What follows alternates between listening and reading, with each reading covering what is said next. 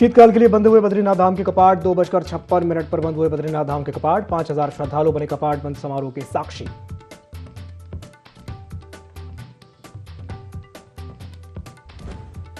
देहरादून में मुख्यमंत्री पुष्कर सिंह धामी ने मनरेगा श्रमिकों के लिए ऑनलाइन पंजीकरण पोर्टल का किया उद्घाटन। संबंधित वरीय अधिकारी रहे मौजूद।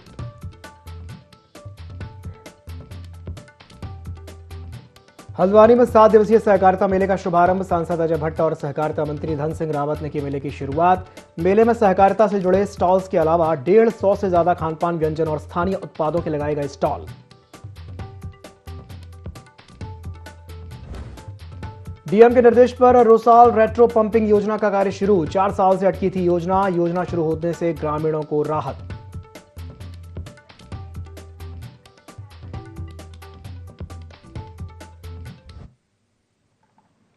नमस्कार, ND24 में आप सभी का स्वागत है। मैं हूं आपके साथ दिव्यांशु जोशी। बुलेटिन की शुरुआत करते हैं बड़ी खबर के साथ, जो कि देहरादून से है, जहां यूकेडी के वरिष्ठ नेता दिवाकर भट्ट का निधन हो गया है। लंबे समय से भट्ट बीमार चल रहे थे। उत्तराखंड राज्य आंदोलनकारी दिवाकर भट्ट थे। उत्तराखंड क्रांति दल वरिष्ठ नेता भी वे थे। कुछ दिन पहले ही अस्पताल पहुंचकर के सीएम पुष्कर सिंह धामी ने उनका हालचाल जाना था। तो ये बड़ी खबर आपको बता रहे हैं देहरादून से, जहां उत्तराखंड क्रांति दल के वरिष्ठ नेता दिवाकर भट्ट का निधन हो गया है। दिवाकर भट्ट लंबे समय से बीमार चल रहे थे। वे उत्तराखंड राज्य आंदोलनकारी रहे थे, साथ ही उत्तराखंड क्रांति दल के वरिष्ठ नेता भी थे। अभी कुछ ही दिन पहले अस्पताल पहुंच करके मुख्यमंत्री पुष्कर सिंह धामी ने उनका हालचाल जाना था। तो ये खबर आपको बता रहे हैं देहरादून से, जहां यूकेडी के नेता दिवाकर भट्ट का निधन हो गया है। पिछले लंबे समय से वो बीमार चल रहे थे। मुख्यमंत्री पुष्कर सिंह धामी ने पहुंच करके उनका हालचाल जाना था।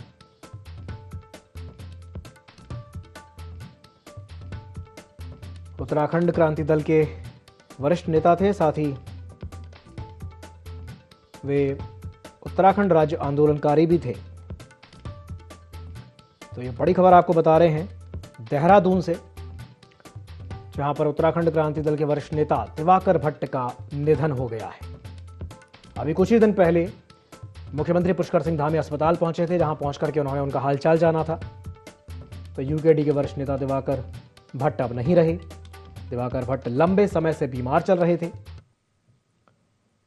उत्तराखंड क्रांति दल के वरिष्ठ नेता दिवाकर भट्ट का निधन हो गया है। तो यूकेडी के वरिष्ठ नेता दिवाकर भट्ट अब नहीं रहे। मुख्यमंत्री पुष्कर सिंह धामी ने अस्पताल पहुंच करके उनका हालचाल जाना था।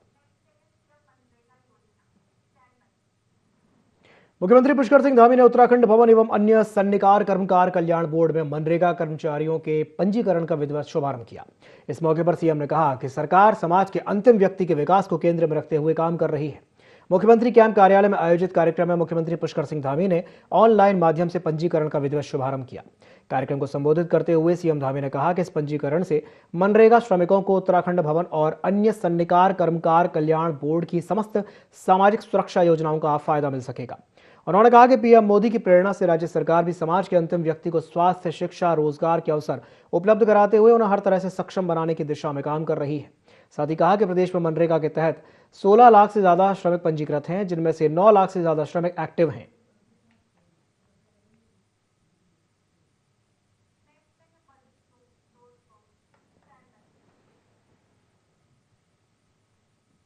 उत्तराखंड के चमोली जनपद स्थित विश्व प्रसिद्ध बद्रीनाथ धाम के कपाट आज शीतकाल के लिए विधि विधान के साथ बंद कर दिए गए। दोपहर 2:56 पर कपाटों को वैदिक मंत्रोच्चार, शंख घंटों की गूंज और उत्सव के माहौल के बीच बंद किया गया। इस पावन क्षण के मौके पर करीब 5,000 से अधिक श्रद्धालु धाम में उपस्थित रहे और कपाट बंद होने के शुभ अवसर के साक्षी बने। इस साल बद्रीनाथ धाम में श्रद्धालुओं का अनुपम उत्साह दिखाई दिया। आंकड़ों के मुताबिक करीब 16,60,000 भक्तों ने भगवान बद्री विशाल के दर्शनों का पुण्य लाभ अर्जित किया। यह आंकड़ा इस वर्ष की सफल और ऐतिहासिक यात्रा का प्रमाण है। कपाट बंद होने के बाद अब शीतकाल में भगवान बद्री विशाल की पूजा अर्चना का दायित्व देवताओं को सौंप दिया गया है। परंपरा के मुताबिक शीतकाल के दौरान देवर्षि नारद जी भगवान बद्री विशाल की पूजा और सेवा का निर्वहन करेंगे। इस अवधि में भगवान के चल विग्रह मूर्ति को पांडुकेश्वर के योग ध्यान बद्री मंदिर में विधि पूर्वक स्थापित करके पूजा की जाती है।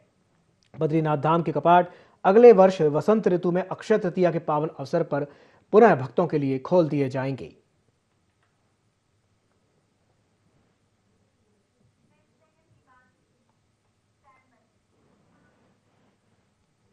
रामनगर में 23 अक्टूबर की घटना में मदन जोशी समेत 5 नामजद और 30 अज्ञात लोगों पर हत्या के प्रयास का मुकदमा दर्ज था। हाईकोर्ट से जमानत अर्जी खारिज होने के बाद जोशी ने सुबह सोशल मीडिया पर आत्मसमर्पण की सूचना दी। इसके बाद समर्थकों और बीजेपी कार्यकर्ताओं की भीड़ कोतवाली पहुंची। भारी पुलिस बल की मौजूदगी में मदन जोशी स्कूटी से कोतवाली आए और गिरफ्तार हो गए। पुलिस ने उन्हें कोर्ट में पेश करके जेल भेज दिया है।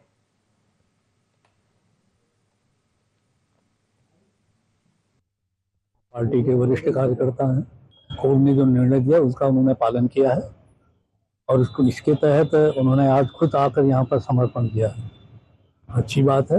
हम कानून के साथ खड़े हैं, नियमानुसार खड़े हैं।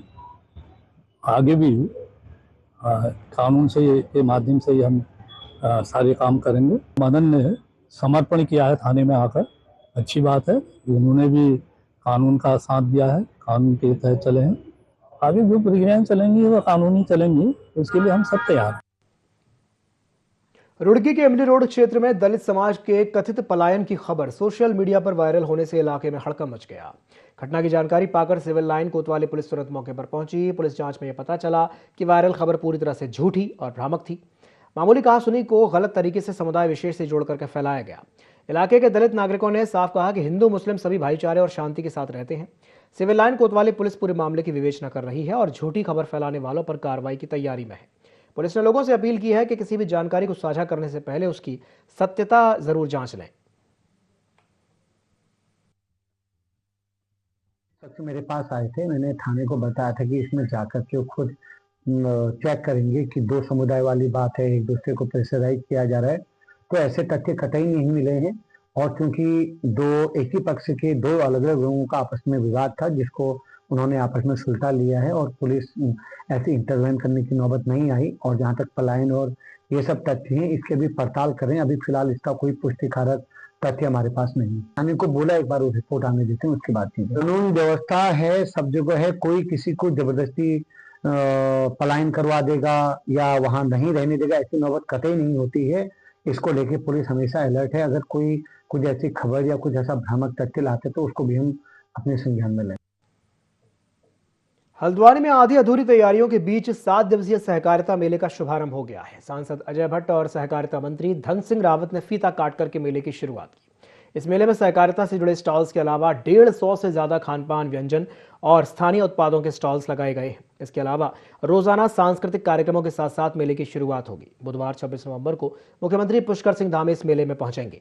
सांसद अजय भट्ट ने कहा कि सहकारिता लोगों को स्वावलंबी और आत्मनिर्भर बनाने में एक महत्वपूर्ण भूमिका निभा रहा है। सहकारिता मंत्री धन सिंह रावत ने कहा कि अब तक सहकारिता के क्षेत्र में 8,000 करोड़ के ऋण वितरित कर दिए गए हैं। सहकारिता से जुड़े कई किसानों को ऋण आवंटित किए गए हैं।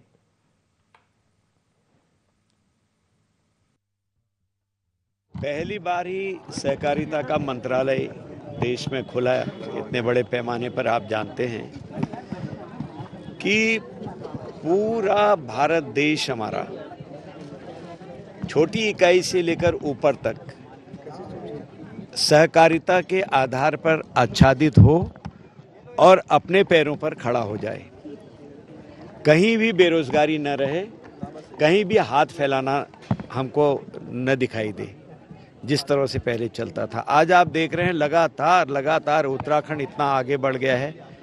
यहाँ के जो सहकारिता मंत्री जी हैं रात दिन लगे रहते हैं। माननीय प्रधानमंत्री जी का धन्यवाद देना चाहता हूँ कि उनके नेतृत्व में भारत सरकार ने नया सहकारिता मंत्रालय खोला है और पहले सहकारिता मंत्री हमारे गृह मंत्री अमित शाह जी बने हैं। इस साल हम हर जिलों में सहकारिता मेले कर रहे हैं। अभी तक 6 जिलों में हो चुके हैं। आज इसका उद्घाटन हमारे माननीय सांसद जी ने किया है। कल इस मेले में माननीय मुख्यमंत्री जी आ रहे हैं और मैं ये कह सकता हूँ कि सहकारिता विभाग के द्वारा हमने जो 0% पे ऋण अपने किसानों को दिया है, अभी तक लगभग 8,000 करोड़ रुपये हम दे चुके हैं और 15 लाख किसानों को दे चुके हैं। आज भी हमने यहाँ पे 21 किसानों को लगभग 70 लाख रुपए का ऋण दिया। देहरादून के गुरुद्वारा रेस कोर्स में गुरु तेग बहादुर साहिब के 350वें बलिदान दिवस पर श्रद्धा और सम्मान के साथ विशेष कार्यक्रम आयोजित किया गया। इस मौके पर प्रदेश के मुख्यमंत्री पुष्कर सिंह धामी ने कार्यक्रम में प्रतिभाग करके गुरु तेग बहादुर के अतुलनीय त्याग और शौर्य को नमन किया। उन्होंने कहा कि गुरु तेग बहादुर जी ने धर्म, संस्कृति और देश की रक्षा के लिए अपने प्राण न्यौछावर कर दिए और कभी भी झुकना स्वीकार नहीं किया। मुख्यमंत्री ने बताया कि पीएम मोदी के नेतृत्व में पूरे देश में गुरु तेग बहादुर साहिब जी की वीरता और बलिदान को नई पीढ़ियों तक पहुंचाने के लिए कई महत्वपूर्ण पहल की जा रही हैं। उन्होंने सिख समाज के उत्थान के लिए अमृतसर कोलकाता कॉरिडोर, लंगर के लिए FCRA मुक्त व्यवस्था, साहिबजादों के बलिदान दिवस को वीर बाल दिवस घोषित करने और गुरु ग्रंथ साहिब को अफगानिस्तान से वापस लाने और 1984 के दोषियों को सजा देने जैसे निर्णयों का उल्लेख किया। बहादुर जी का 350वें शहीदी पर्व पर उनको नमन करता हूँ कि जिन्होंने धर्म की रक्षा के लिए, संस्कृति की रक्षा के लिए, देश की रक्षा के लिए अपने प्राणोल का बलिदान देना स्वीकार किया, लेकिन झुकना और रुकना स्वीकार नहीं किया। उनके बलिदान को याद करते हुए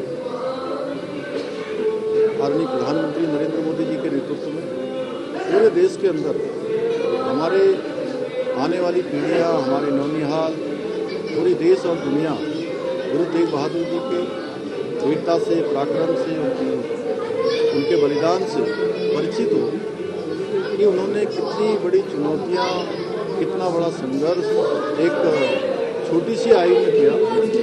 उससे सभी आने वाली पीढ़ियाँ उनको अपने स्मरण में रखें, उससे प्रेरणा लें। पूरे देश के अंदर ये पर्व मनाया जा रहा है। देहरादून मुख्य सेवक सदन में पुरस्कार वितरण समारोह का आयोजन किया गया, जिसमें सीएम पुष्कर सिंह धामी ने शिरकत करके बिल लाओ इनाम पाओ योजना के तहत मेगा लकी ड्रॉ के विजेताओं को पुरस्कार वितरित किए। कार्यक्रम को संबोधित करते हुए सीएम ने डबल इंजन वाली सरकार की उपलब्धियों का बखान किया। बिल लाओ इनाम पाओ योजना के जो भी हमारे विजेता हैं, उन सभी को अपनी ओर से बहुत बधाई देता हूं। और आप सबके बीच में आज मुझे भी आप सबके बीच में आकर, और पिछले दिनों जिस दिन हम लोगों ने ये इनाम जिस दिन हम लोग निकाल रहे थे उससे लकी ड्रॉ से, तो वो भी एक हमारा काफी बृहद कार्यक्रम था, काफी देर तक चला। आप सब में से बहुत सारे लोग इस दिन भी उपस्थित थे। लेकिन आज मुझे अत्यंत हर्ष की अनुभूति हो रही, क्योंकि आप सभी ने राज्य के राजस्व संग्रहण को एक नई चेतना, नया दृष्टिकोण और एक नई ऊर्जा आप सबके माध्यम से प्राप्त हो रही है। इसलिए आज हम यहाँ सिर्फ पुरस्कार वितरित ही नहीं कर रहे हैं, बल्कि उत्तराखंड के उज्जवल भविष्य के लिए आपकी सहभागिता का सम्मान करके स्वयं को भी सम्मानित अनुभव करता जाए।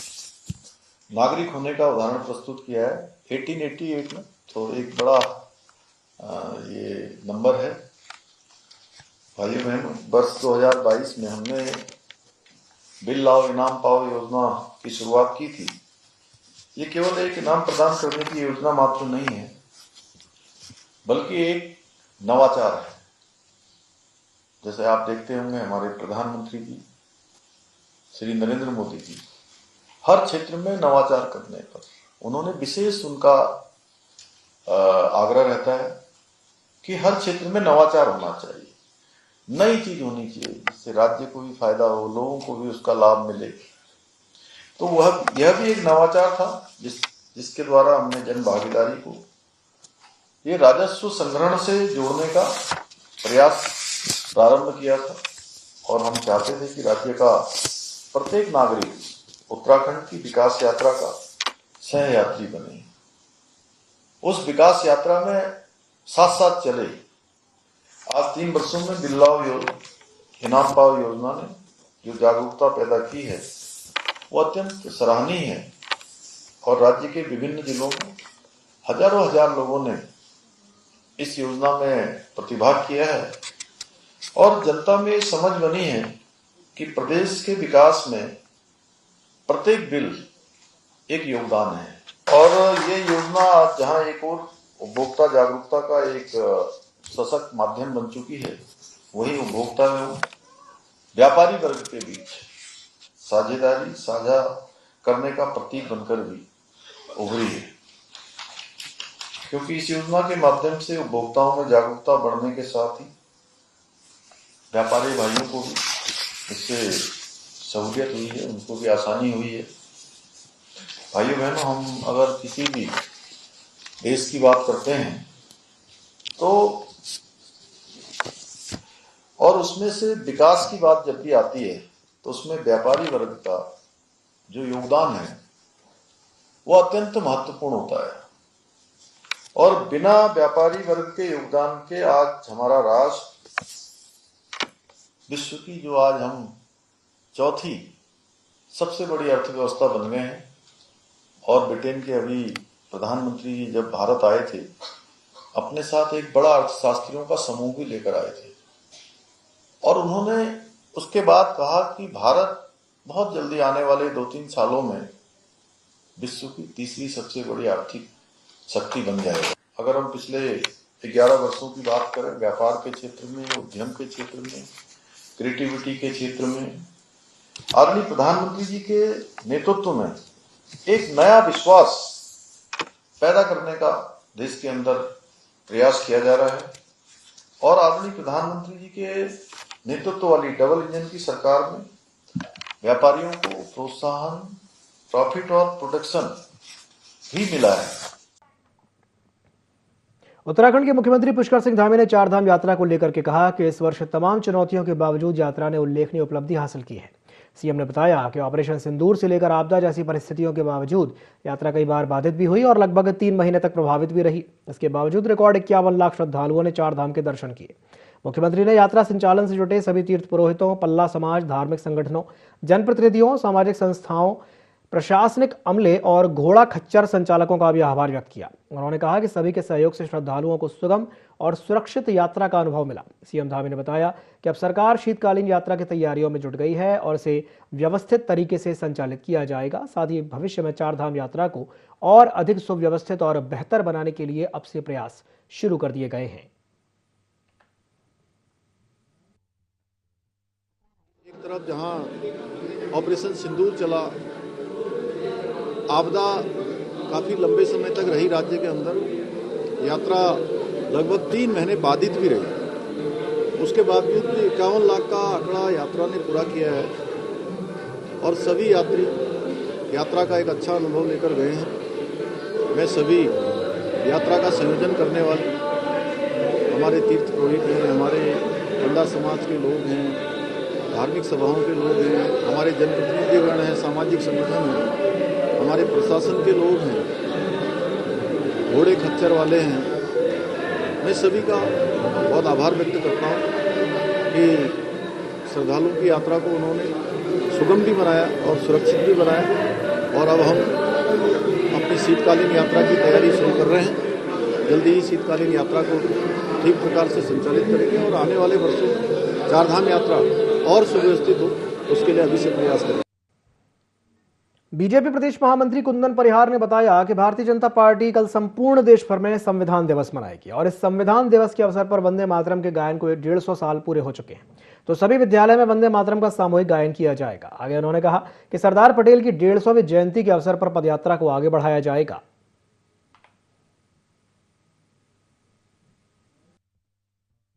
भारतीय जनता पार्टी कल संपूर्ण देश भर में संविधान दिवस मना रही है और इस संविधान दिवस के अवसर पर चूंकि एक बृहद संयोग है कि जब वंदे मातरम के गायन को 150 वर्ष पूर्ण हो चुके हैं, तो सभी विद्यालयों में एक सामूहिक गायन वंदे मातरम का किया जाएगा।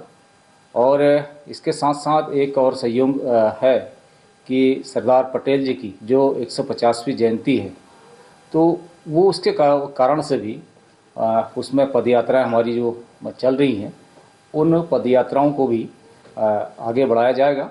और विशेष रूप से सामूहिक गान का जो वंदे मातरम कल होगा वो संविधान दिवस के अवसर। बनबसा स्थित एनएचपीसी सभागार में आयोजित संवाद कार्यक्रम के दौरान सेवा संकल्प फाउंडेशन की फाउंडर ट्रस्टी गीता धामी ने सीएलएफ की महिलाओं से आत्मीय मुलाकात की। उन्होंने महिलाओं के आजीविका मॉडल, नेतृत्व क्षमता और समूह सशक्तिकरण से जुड़ी गतिविधियों पर विस्तृत चर्चा की। कार्यक्रम के तहत उन्नति महिला संकुल संघ बनबसा में 1 दिवसीय जेंडर संवेदीकरण कार्यशाला का आयोजन किया गया, जिसमें 26 ग्राम संगठनों के 126 स्वयं सहायता समूहों की 1200 से ज्यादा महिलाएं शामिल हुईं। गीता धामी ने सरिता देवी, शांति देवी, पूजा और कंचन समेत कई महिलाओं से उनके कार्य और उपलब्धियों को समझा। महिलाओं ने बताया कि समूहों ने उन्हें आर्थिक मजबूती, आत्मविश्वास और सामाजिक पहचान प्रदान की है। महिलाओं को संबोधित करते हुए धामी ने कहा कि CLF की महिलाएं सिर्फ समूह की सदस्य नहीं हैं, बल्कि सामाजिक परिवर्तन की वाहक हैं। उन्होंने कहा कि आज महिलाएं आत्मनिर्भरता की राह पर अग्रसर हैं और अपने पारंपरिक उत्पादों को देश विदेश तक पहुंचा रही हैं। उन्होंने प्रधानमंत्री नरेंद्र मोदी के नेतृत्व में देश की आर्थिक प्रगति में महिलाओं की निर्णायक भूमिका का भी उल्लेख किया।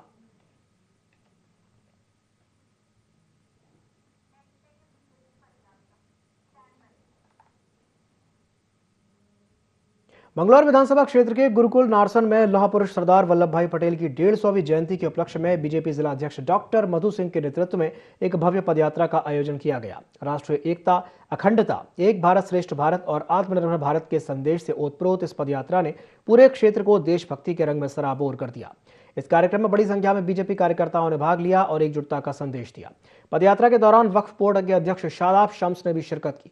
उन्होंने कहा कि सरदार वल्लभ भाई पटेल की 150वीं जयंती पर देश भर में एकता यात्रा आयोजित की जा रही है और उसी श्रृंखला में मंगलौर क्षेत्र में भी आयोजन किया गया है, जिसका मुख्य उद्देश्य देशवासियों में एकता और राष्ट्रीय चेतना को मजबूत करना है। भारतीय जनता पार्टी की सरकार आई है, आदरणीय नरेंद्र मोदी जी ने सरदार वल्लभ भाई पटेल जी को बहुत सम्मान, जिसके वो अधिकारी हैं, वो सम्मान दिया। आपने देखा होगा उनकी बहुत बड़ी स्टैचू भी लगाया गया है और शायद ये सम्मान 2014 से पहले नहीं दिया गया, जो देना चाहिए था, लेकिन भारतीय जनता पार्टी ने उन्हें सम्मान दिया। और 150वीं जयंती में हम पूरे देश में ये यात्राएं निकाले हैं। हमने आज सुबह भी झबरेड़ा विधानसभा में 11 बजे यात्रा निकाली और आज ये मंगलौर में हमारे सभी कार्यकर्ता बंधु, तीनों मंडल अध्यक्षों ने, जो हमारी मंगलौर विधानसभा के हैं और हमारे मुख्य अतिथि आदरणीय शादाब शम्स जी यहाँ पर आए हैं, तो हमने उन्हीं के सम्मान में, क्योंकि उन्होंने भारत को एकता और अखंडता का जो सूत्र दिया है, उसे ही हम सम्मान के तौर पर इस विषय पे ये यात्रा हमने निकाली है। पार्टी ने लाइन दी है सरदार @150 और हमें लगता है कि जिस तरह से देश में एक यूनिटी, हमने कहा एक यूनिटी वॉक हम करेंगे, एक सद्भावना यात्रा, एक एकता यात्रा, और मैं ये कह सकता हूँ एकता यात्रा में हमारी माननीय अध्यक्ष रुड़की डॉक्टर मधु जी के नेतृत्व में ये एकता यात्रा आज मंगलौर विधानसभा में निकाली गई। लोगों के अंदर जोश है, खरोश है और यूनिटी साफ साफ नजर आ रही है और मैं ये कह सकता हूँ देश बहुत ताकत के साथ एकजुट होकर आगे बढ़ रहा है मोदी जी के नेतृत्व में, और इसी तरह से अपनी यूनिटी लगातार देशवासी साबित कर रहे हैं। हम सब एक हैं और एक विचार के साथ, एक सोच के साथ सब मिलकर आगे। देहरादून में फर्जी पहचान के आधार पर रह रहे बांग्लादेशी नागरिक के मामले में पुलिस ने जांच और तेज कर दी है। SSP देहरादून ने बताया कि आरोपी से पूछताछ में बांग्लादेश के कई दस्तावेज मिले हैं, जिससे उसकी पहचान साफ होती है। उन्होंने बताया कि आरोपी कुछ साल पहले जिस महिला के साथ रह रहा था, उसे बांग्लादेश ले गया था। वह महिला का नाम बदल करके निकाह कराया गया और फिर दोनों देहरादून लौट करके फर्जी ID बनवा कर रह रहे थे। SSP का कहना है कि मामला अभी भी जांच में है और जो भी दस्तावेज विभिन्न एजेंसियों से मिल रहे हैं, उन्हें जांच में शामिल किया जा रहा है। साथ ही कहा कि आगे की कार्रवाई पूरी तरह से जांच के आधार पर होगी।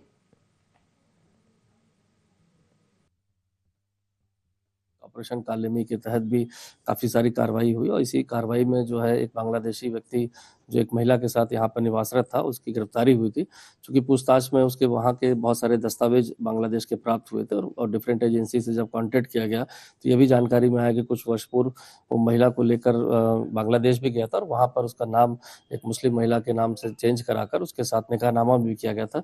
और इसके उपरांत कुछ समय उपरांत वो देहरादून में आकर फेक ID के माध्यम से यहाँ पर रह रहा था। चूँकि इसमें जो हमारे पास दस्तावेज प्राप्त हुए हैं जो बांग्लादेश से, उससे कहीं ना कहीं ऐसा प्रतीत होता है कि व्यक्ति द्वारा जो बांग्लादेश से आया था, जिसकी फेसबुक से फ्रेंडशिप हुई थी और कहीं ना कहीं वो बांग्लादेश लगा कि उसका धर्म चेंज करके दूसरे नाम से उससे निकाह भी किया गया और फिर वापस इंडिया में आकर यहाँ पर निवासरत था। चूँकि सारा कुछ बेटर इन्वेस्टिगेशन के तहत अंदर चल रहा है, जो भी दस्तावेज हमें विभिन्न एजेंसी से या अन्य स्रोतों से प्राप्त हो रहे हैं उसको इन्वेस्टिगेशन शामिल किया जा रहा है, जिससे कि केस की आगे मजबूत पैरवी भी की जा सके। उसको भी परीक्षण करके इसमें आगे धर्मांतरण की अगर लगता है कि धाराओं का वृद्धि की जानी आवश्यक होगी तो उसको भी इसमें कार्रवाई की जाए। इसी के साथ बुलेटिन में फिलहाल के लिए इतना ही। दीजिए इजाजत। नमस्कार।